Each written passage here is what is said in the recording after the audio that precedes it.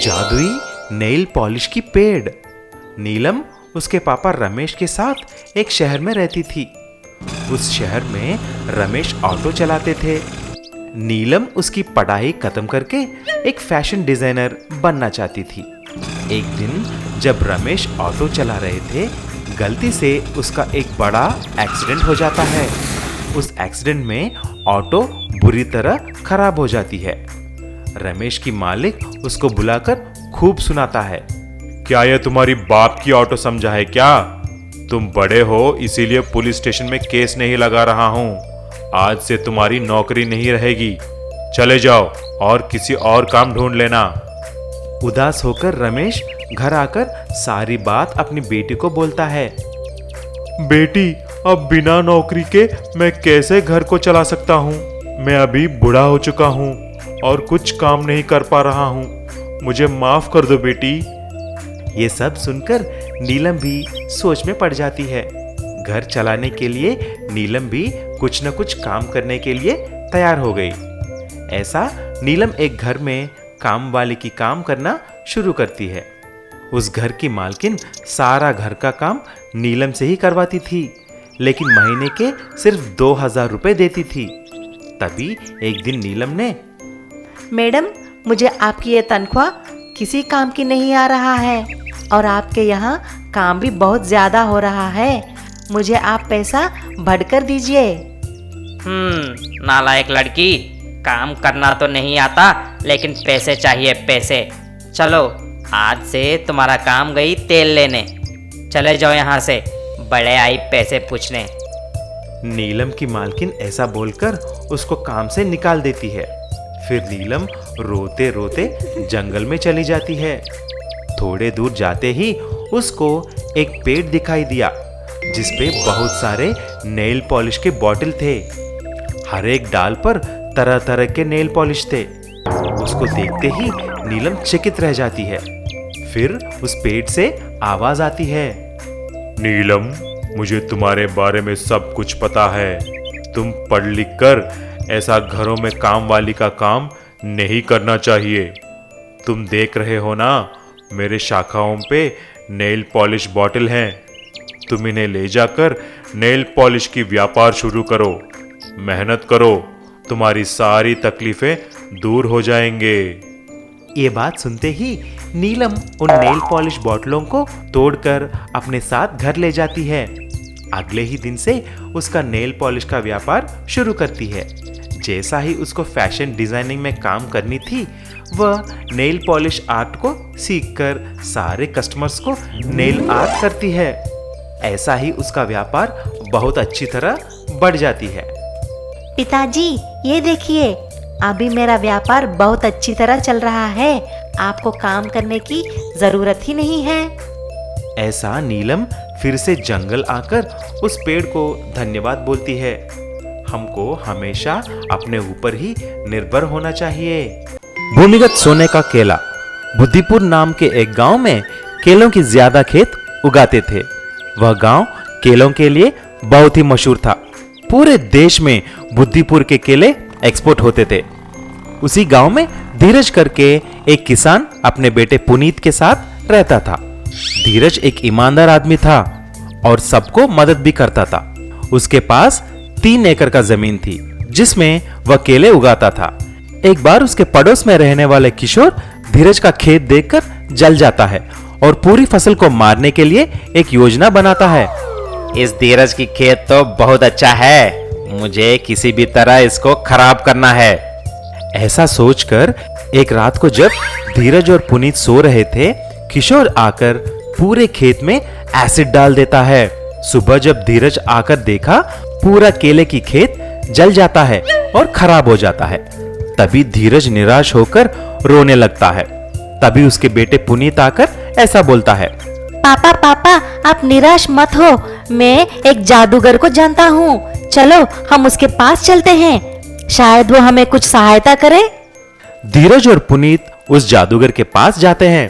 जब वो दोनों उसके खेत के बारे में बोलते हैं तो जादूगर तुरंत एक जादू करके कुछ जादुई केले का बीज देते हैं और ऐसा बोलते हैं। देखो धीरज, मैं आपको कुछ जादुई केले का बीज देता हूँ। इसे तुम जमीन में गाड़ लो। ठीक 1 महीने के बाद जमीन खोद कर देखो, तुम्हारा जीवन हमेशा हमेशा के लिए बदल जाएगा। धीरज वो जादुई बीज लेकर घर आ जाता है और ठीक जैसा ही जादूगर ने बोलता है वैसा ही करता है। जमीन में बीज को गाड़कर खूब पानी भी डालता है। कुछ दिन के बाद देखा तो उसमें कोई भी पौधा नहीं निकला। धीरज हैरान हो जाता है, लेकिन जैसा जादूगर ने बोला 1 महीने के बाद जमीन खोद कर देखता है। वहां पर खोदने पर धीरज हैरान हो जाता है। अरे ये क्या?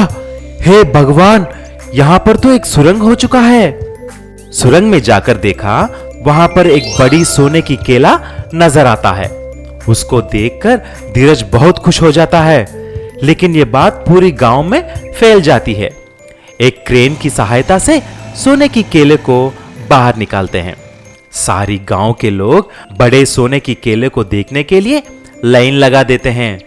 तभी धीरज उस जादूगर के पास जाता है और ऐसा बोलता है, आपको बहुत बहुत धन्यवाद जी, आपके दिए हुए बीज से ही मेरा जीवन बदल गया है। ऐसा बोलते ही जादूगर भगवान की रूप ले लेते हैं और ऐसा बोलता है, बेटा, तुम एक ईमानदार आदमी हो, इसीलिए तुमको वो सोने की केला मिला है।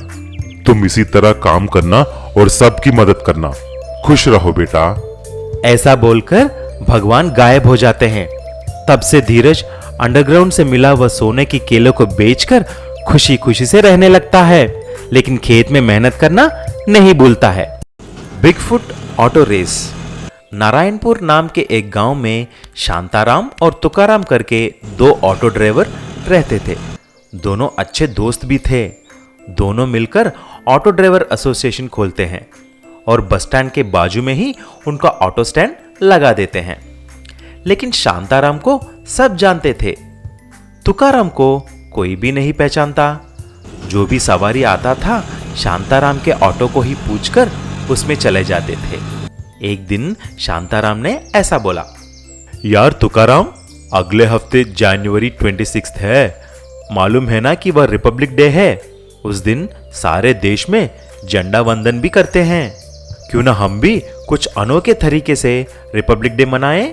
अरे यार, आइडिया तो बहुत अच्छा है, बोलो क्या करेंगे? यार मैं सोच रहा हूं कि हम एक ऑटो की रेस लगाते हैं। इससे हमारे ऑटो ड्राइवर भाइयों में एकता और दूसरों के सहाय करने का भाव भी बढ़ जाएगा।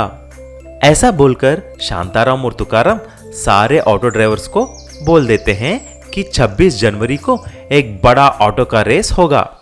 उस दिन तुकाराम घर जाते ही ये सोच में पड़ गया कि रेस को कैसे जीतें। वह हर हाल में रेस को जीतना चाहता था, क्योंकि उसको सारे गांव में मशहूर जो होना था, ताकि सारे गांव के लोग उसको और उसके ऑटो को पहचान सके।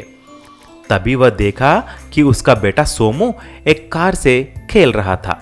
उसका बेटा जो बहुत ही बुद्धिशाली था, उसने कार की छोटे पहियों को निकालकर बड़े बड़े पहियों को लगा देता है।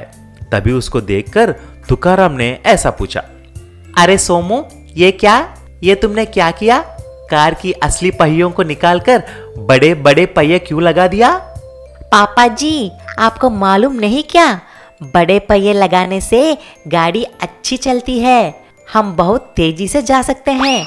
और दूसरी बात यह है कि मेरी गाड़ी मेरे दोस्तों की सारी गाड़ियों में से बिल्कुल ही अलग है। तभी तुकाराम के मन में एक ख्याल आता है। अगले ही दिन तुकाराम जाकर उसके ऑटो का टायर निकालकर ट्रैक्टर के बड़े बड़े पहिए लगा देता है। जब 26 जनवरी ऑटो का रेस का दिन आया, सभी उस बिगफुट ऑटो को देखकर दंग रह जाते हैं। ट्रैक्टर का टायर लगाने से उसका ऑटो बहुत ही ऊंचा हो जाता है, सारे ऑटो में से अलग दिखता है। शांताराम ने रेस को एक झंडा हिलाकर शुरू कर दिया। तभी तुकाराम का ऑटो सबको पीछे छोड़कर आगे निकल जाता है और तुकाराम रेस भी जीत जाता है। तभी शांताराम ऐसा बोला, बधाई हो तुकाराम, तुमने बहुत ही अच्छा ऑटो तैयार किया है। ये लो तुम्हारा इनाम 10,000 रुपए।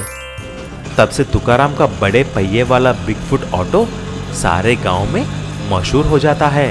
सभी लोग उसमें सवारी करके मजे करते हैं। भूमिगत पेट्रोल बंक। सूर्यापेट नाम के एक गांव में शंभू करके एक पेट्रोल बंक का मालिक रहता था। उस गांव में शंभू का एक ही पेट्रोल पंप था। शंभू बहुत ही ईमानदार आदमी था और वह किसी भी तरह की पेट्रोल में मिलावट नहीं करता था और बहुत ईमानदारी के साथ पेट्रोल बेचता था और सबसे यही बोलता था। उसके यहाँ मदन करके एक आदमी काम करता था। मदन एक बेईमान आदमी था। वह मशीन को टैंपर करके ग्राहकों से पैसे ज्यादा लेकर कम पेट्रोल भरता था। ऐसा ही बहुत सारा पैसा कमा लेता था। अरे ये सब बेवकूफ हैं। 1 लीटर की जगह सिर्फ 700 ml भर रहा हूं, लेकिन किसी को पता ही नहीं चल रहा है।